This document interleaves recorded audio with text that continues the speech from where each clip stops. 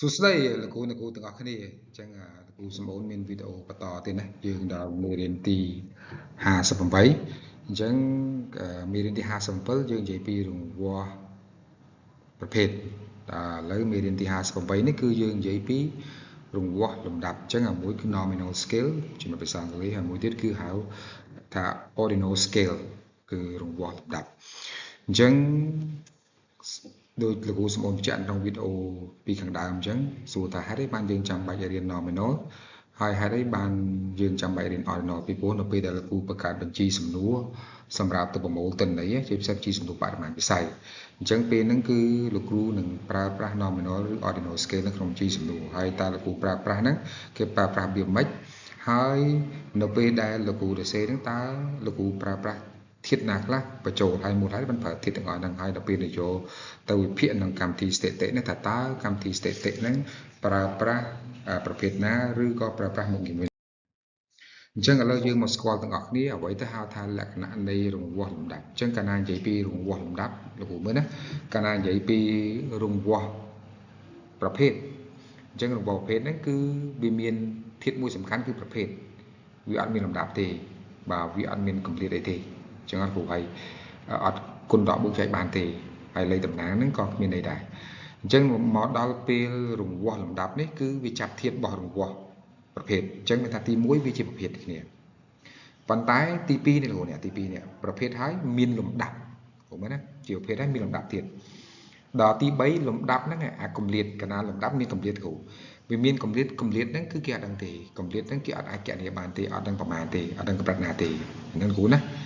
ដល់ពេលទី4មកគឺអត់អាចបូកដកគុណចែកបានទេ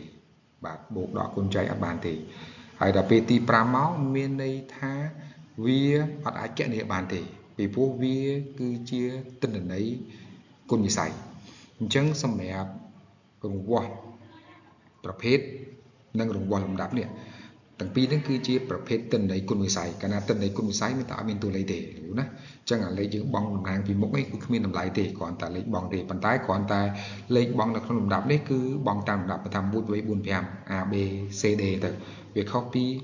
រង្វាស់កម្រិតអាហ្នឹងលេខចង់ដាក់មិនក៏បានដែរចង់ដាក់2 1 1 2 3 4 4 2ក៏បានដែរប៉ុន្តែនេះអត់ទេអានេះគឺមានលេខដែរលេខគ្មានទេប៉ុន្តែត្រូវមានលំដាប់1 2 3 4 5សម្រាប់បងសម្គាល់គ្រូណាបាទអញ្ចឹងអានេះគឺជាធាតុសម្គាល់លក្ខណៈនៃរង្វាស់លំដាប់អញ្ចឹងយើងមកតទៀតថាចុះរង្វាស់លំដាប់មិនទៅលោកគ្រូអញ្ចឹងរង្វាស់លំដាប់ហ្នឹងដូចលោកគ្រូបានរៀនពីខាងដើមអញ្ចឹងថាវាអត់ខុសពីរង្វាស់ប្រភេទទេវាជាប្រភេទវាអាចជាប្រភេទ2ប្រភេទ3ទៅប៉ុន្តែវាមានលំដាប់បាទប្រភេទហ្នឹងមានលំដាប់កាលណាអត់លំដាប់វាចូល nominal ចូលរង្វាស់ប្រភេទកាលណាមានប្រភេទហើយមានលំដាប់ចូល ordinal តែប៉ុណ្្នឹងទេប៉ុន្តែមួយទៀតកម្រិតអត់ដឹងទេណាព្រោះកាលណាកាត់ដឹងពីកម្រិតទៀតនឹងចូល interval ហើយកាលណាដឹងកម្រិតច្បាស់លាស់ទៀតស្មើ0ទៀតនឹងចូល ratio អញ្ចឹងណាអញ្ចឹងលោកមើលខុសគ្នាបន្តិចហ្នឹងអញ្ចឹងគេថាដូចជានេះតកតងជាមួយការអប់រំបាទបន្ទុក ABC ទៅទីប្រជុំភាគទៅចំណាត់ថ្នាក់រឿងការប្រកួតកីឡាអញ្ចឹងលោកលទ្ធផលប្រកួតនេះកម្រិតកីឡាករទៅទីហោអញ្ចឹងមានថាទាំងអស់ហ្នឹងគឺវាមានលំដាប់ចឹងគ្រូមើលណាមានលំដាប់នេះពីខ្សោយមធ្យមល្អទៅលេខ1លេខ2លេខ3ទៅតិចបង្ពួរច្រើនទៅទីហោប៉ុន្តែលំដាប់ហ្នឹងវាកម្រិតហ្នឹងយើងអត់ដឹងទីអាចកណនាបានទេហើយក៏អត់អាចកណនាលេខបានដែរខ្សោយមិនតែកណនាលេខវិញមធ្យមមិនគ្រូបង្គូប៉ុណ្ណាទេបាទអញ្ចឹងវាមានប្រភេទបាទប្រភេទវាចែកទៅប្រភេទខ្សោយមធ្យមបង្គូទៅហើយវាមានលំដាប់ទៀតប៉ុន្តែ interval នេះអាកម្រិតហ្នឹងកណនាកើតអត់អាចបូកដកគុណចែកបានព្រោះអត់មានតួលេខទេបាទអត់អាចកណនាបានអញ្ចឹងហើយបានគេថាវាជាភេទទិន្នន័យគុណវិស័យអញ្ចឹងយើងតទៀតអាមាថានេះប្រភេទរង្វាស់អាមាថាលើកម្រិតការពេញចិត្តឬក៏កម្រិតការយល់ព្រមនេះលោកណាដែលយើងមាន5 scale មាន4 scale មាន3 scale មាន7 scale អាហ្នឹងហើយលោកគ្រូណាបាទអាហ្នឹងណាគ្រូអញ្ចឹងអាហ្នឹងគឺស្ថិតនៅក្នុង ordinal ពីព្រោះមានលំដាប់មានកម្រិតតែកម្រិតអត់ដឹងថាខុសគ្នាប៉ុន្មានទៀតអត់ដឹងទេតែមានលំដាប់មានកម្រិតបាទគុណដកបូកចែកអត់បានទេព្រោះណានេះលោកដូចគ្នានិយាយសុខាភិបាលយ៉ាងធុរកិច្ចដូចគ្នាលោកណាបាទអមថាឥឡូវតិចលំមខ្លាំងទៅទី1ទី2ទី3ទី4អញ្ចឹងទីហោះបាទតិចមកសុំច្រើនអញ្ចឹងវាមានប្រភេទមានលំដាប់មានកម្រិតតែកម្រិតកណនាបានបាទមកលក្ខណៈការរស់នៅជីវភាពអញ្ចឹងដូចគ្នាលោកណា បាទខាងបច្ចេកវិទ្យាក៏ដូចគ្នាបាទលោកមើលទៀតដល់ហ្នឹងអញ្ចឹងទៀតដល់ហ្នឹងសិតតែពួកពេទ្យ ordinal អញ្ចឹងដូចខ្ញុំបញ្ជាក់ពីខាងដើមអានេះគឺឧទាហរណ៍ជូនបាទភាសាច្រើនពេកគ្រូសម្បូរជិលប្រែទៅគាត់ជូនថានេះលោកគ្រូមាន5 scale ទៅលោកឃើញអត់បាទយើងប្រើហ្នឹងមាន6 scale មាន7 scale ទៅហើយលោកគ្រូមើលថាវាប្រើតាមប្រភេទតើប្រភេទណាដែលលោកគ្រូចង់ហើយសួរថាលោកគ្រូសម្បូរចុះពេលណាលំដាប់ហ្នឹង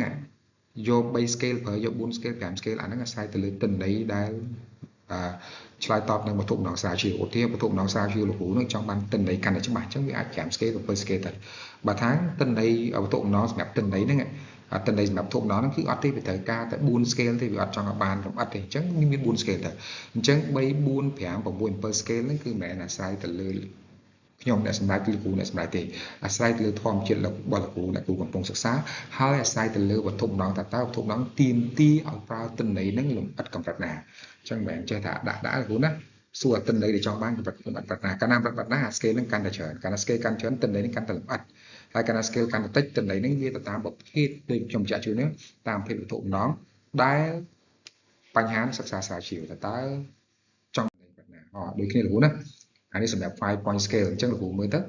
តើនៅពេលលោកគ្រូចង់វាស់ហ្នឹងលោកគ្រូចង់ដឹងតើវាចូលប្រភេទណាអញ្ចឹងលោកគ្រូកុំបង្កើតខ្លួនឯងណាលោកគ្រូយកបកគីមកប្រើនេះយកគីមកប្រើនោះវាមានកម្រិតហើយវាមានលំដាប់ហើយក្រៀបចំមកហើយប៉ុន្តែគ្រាន់កម្រិតលំដាប់ហ្នឹងអត់អាចគណនាតួលេខបានគាត់អាចវាស់បែងថាប៉ុន្មានបាទអញ្ចឹងអានេះគឺ5មកទៀតមកលោកគ្រូអ្នកមាន7លោកគ្រូអ្នកលោកអញ្ចឹងលោកគ្រូមើលទៅអញ្ចឹងដូចគ្រូស្អូមចាក់ពីកណ្ដាលអញ្ចឹងលោកគ្រូកុំសួរតាំងចុះពេលណាប្រើ3ប្រើ4ប្រើ5អញ្ចឹងអាស្រ័យទៅលើទូម្ដងការស្រាវជ្រាវតើទូម្ដងនេះចង់បានទិន្នន័យច្បាស់លាស់កម្រិតណាហើយមួយទៀតលោកគ្រូនៅពេលបានហើយតាក់ទងជាមួយនឹងការវិភាគរបស់លំដាប់អញ្ចឹងការវិភាគរបស់លំដាប់នោះជាទូទៅបើពូរៀនដឹងហើយថានេះប្រើក្នុងបរិមាណវិស័យលោកគ្រូណាប្រើបរិមាណវិស័យអញ្ចឹងយើងដឹងហើយថាដោយសារទិន្នន័យវាជាទិន្នន័យគុណវិស័យអញ្ចឹងវាអត់មានតួលេខទេអញ្ចឹងនៅពេលដែលយើងបញ្ចូលក្នុងទិន្នន័យជាទូទៅហ្នឹងគឺយើងប្រើ descriptive analysis ហើយយើងរក mode រក median រក percentage ទេប្រមាណភាគរយគូសថាអញ្ចឹងទៅប្រមាណអ្នកគូសអញ្ចឹងឧទាហរណ៍បាទចំណែក mean row standard deviation អត់ទេទី1លោកគ្រូណាជាទូទៅសិនមើលណាអញ្ចឹងមានថាប្រើ descriptive ហើយប្រើ3នាក់បាទហ្នឹងណាក្នុងករណីបញ្ជីសំណួរនោះអត់មានធាតុតូចៗញ៉ៗមានថាបញ្ជីសំណួរមានសំណួរ1សំណួរ2សំណួរ3សំណួរ4សំណួរ5សំណួរ6 7 8 9 10ទៅអញ្ចឹងពេលនេះគេប្រើលើអាលេខ1នេះតែក្នុងករណីលោកគ្រូបញ្ជីសំណួរលោកគ្រូមានធាតុមេ1នៅក្នុងធាតុមេមានញ៉ៗ5ធាតុមេទី2មានញ៉ៗ5ធាតុមេទី3មានញ៉4ទៅទីហោះអញ្ចឹងនៅពេលបញ្ជីសំណួរលោកគ្រូមានធាតុមេ1មានបញ្ជីសំណួរតូចនៅក្នុងធាតុមេមួយហើយនៅពេលកម្រិតលោកគ្រូប្រើជាទូទៅលោកគ្រូប្រើ5 scale ឬក៏7 scale ខ្ញុំផាញ់កណ្ដាលមិញលោកណាមាន5មាន7បាទហើយលោកគ្រូវាស់ពីការយល់ឃើញបាទពីការពេញចិត្តបាទអញ្ចឹងជាទូទៅគេថាទិន្នន័យហ្នឹងនឹងរត់ពីគេរត់ពីទិន្នន័យបែបជា ordinal បាទមានថារត់ពីទិន្នន័យបែបជាកម្រិតមកជា interval រត់ពីទិន្នន័យបែបលំដាប់មកជាទិន្នន័យកម្រិតមានថារត់ពី ordinal មក interval រត់ពីលំដាប់មកកម្រិតហើយកាលណាកម្រិតទៅទិន្នន័យកម្រិតនេះវាខ្លាយទៅជាទិន្នន័យបរិមាណវិស័យហើយកាលណាបរិមាណវិស័យមានថាវាគុណបូកដកគុណចែកបានកាលណាបូកដកគុណចែកបានពេលហ្នឹងគេវាស់ mean ហើយ standard deviation បានហើយអញ្ចឹងអាហ្នឹងអត់ជាទូទៅលោកគ្រូណាប៉ុន្តែលោកគ្រូឃើញនៅក្នុង research វាច្រើនគេធ្វើអាហ្នឹងបានអញ្ចឹងគេធ្វើអាហ្នឹងបានដោយសារកន្លែងហ្នឹងដោយសារគេថានៅពេលដែលitem scale របស់វាបាទ scale item និងscale item ហ្នឹងលោកគ្រូ question item របស់វាមានច្រើនបាទហើយដល់ពេល scale ហ្នឹងប្រើ5ទៅ7អញ្ចឹងពេលហ្នឹងគេថាសំណួរទាំងអស់ហ្នឹងវារត់ពី ordinal ទៅ interval កាលណា interval វាជាបរិមាណវិស័យវាចេញតួលេខកាលណាតួលេខពេលហ្នឹងគេគណនា mean ហើយ standard deviation បានហើយចឹងតោះណាលោកណាបាទកន្លែងនេះបាទទី3ក្នុងករណីនេះរង្វាស់លំដាប់បាទរង្វាស់លំដាប់លោកគ្រូណាអធិស្ឋាននេះមិនមែនរង្វាស់ complete ទេរង្វាស់លំដាប់បាទក្នុងករណីរង្វាស់លំដាប់ហ្នឹងជាគេជានេះជា mediator variable ជា moderator variable ជា confounder variable អញ្ចឹងឬក៏ជា conjugate variable conjugate variable មានថា conjugate variable គឺសំដៅទៅលើ interval scale មានថាវាមានកម្រិតដែលគេអាចគណនាបានគេអាចកំណត់បានតួលេខបានព្រោះណាហើយដល់ពេល mediator moderator មានថាគឺជាអថេដែលវាជាអត្តពលទៅលើតំណែងរវាងអថេទាំងពីរពីព្រោះនៅក្នុងតំណែងរវាងអថេមួយនិងអថេមួយទៀតអញ្ចឹងចន្លោះកណ្ដាលនៃការតំណែងនោះ វាអាចមានតួណាតួរំខានវាអាចជា mediator មានថាវាចម្លងពីអធិឯករាជ្យទៅអធិមិនឯករាជ្យក៏ moderator វាឲ្យធ្វើឲ្យនេះឥទ្ធិពលនៃអធិឯករាជ្យហ្នឹងខ្លាំងឬខ្សោយហើយដល់ពេល confounder វាជះទាំងទៅលើអធិឯករាជ្យនិងជះទៅលើអធិមិនឯករាជ្យអញ្ចឹងជាទូទៅអាទី3គឺវាស្ថិតនៅក្នុងពួក causal comparative បាទថាសិក្សាពីហេតុនិងផលណាឬក៏ expo factor អញ្ចឹងពេលហ្នឹងពេលហ្នឹងក្នុងករណីដែលគេថា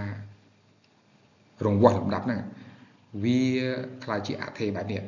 អញ្ចឹងពេលហ្នឹងគេប្រើប្រាស់កម្មវិធី state ដូចជា ANOVA t-test Pearson correlation regression បាន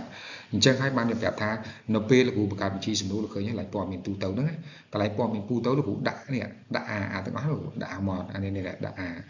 រង្វាស់លំដាប់លោកគ្រូចឹងអត់ហើយមិនមែនតែគ្រូណាតលោកគ្រូទៅ review ទ្រឹស្ដីនោះអាទ្រឹស្ដីលោកគ្រូកំពុងសិក្សាហ្នឹងវាពាក់ព័ន្ធនឹងពាក់ព័ន្ធធាតុណាមួយលោកគ្រូដាក់ធាតុទៅហើយនៅពេលលោកគ្រូដាក់ធាតុហ្នឹងលោកគ្រូចង់សិក្សា correlation ពេលហ្នឹងប្រើ correlation ទៅលោកគ្រូចង់ compare mean របស់វាពេលហ្នឹងគ្រូប្រើ t-test ទៅលោកគ្រូចង់ដឹងពីអធិមួយតំណាក់អ្នកអធិមួយទៀតមកទៅប្រើ ANOVA ទៅលោកគ្រូចង់ព្យាករតើអាធាតុហ្នឹងអាធាតុរង្វាស់លំដាប់ហ្នឹងនៅពេលដែលខ្លាយជា interval តើអាធាតុហ្នឹងធាតុរង្វាស់លំដាប់ហ្នឹងតើវាព្យាករទៅប្រមាណពីអនាគតប៉ះពាល់ប្រមាណអញ្ចឹងពេលហ្នឹងគ្រូប្រើ regression បានអញ្ចឹងហើយអាហ្នឹងអាព័ត៌មានទូទៅដែលគ្រូដាក់បញ្ជីសំណួរនៅក្នុងជីសំណួរខាងលើហ្នឹងអញ្ចឹងអាហ្នឹងមិនមែនគ្រូចិត្តដាក់ទេគ្រូណាក្នុងករណីដែលមានលក្ខណៈបែបហ្នឹងគឺលោកគ្រូប្រាប់ថាបានហើយពេលលោកគ្រូប្រើប្រាស់ហ្នឹងមានគោលដៅអញ្ចឹងមិនមែនតែយើងចង់ជាដាក់ព័ត៌មានទូទៅដាក់បានទេគ្រូហើយគេដាក់ទៅគេដឹងមកតែប្រើអីគេហើយគេដាក់ទៅលោកថាតែមាន literature review ពាក់ព័ន្ធជាមួយនឹងបញ្ហាពងស្រាសាច់ជ្រាវនោះថាអាធាតុទាំងអស់ហ្នឹងវាពាក់ព័ន្ធនេះវាជា confounder វាជា moderator វាធ្វើអ្នកម្ដងប្រែប្រួលអញ្ចឹងទើបគេដាក់ធាតុទៅមកហើយទើបនៅពេលវាស់ហ្នឹងគេវាស់ដល់មួយតង់ទៀតគឺវាស់by inferential static ប្រើពួកនេះអញ្ចឹងលោកគ្រូសំអូនសង្ឃឹមថាវីដេអូខ្លីមួយនេះនឹងជាប្រយោជន៍ដល់លោកគ្រូទាំងអស់គ្នាលោកគ្រូសំអូនសូមអរគុណសូមជម្រាបលា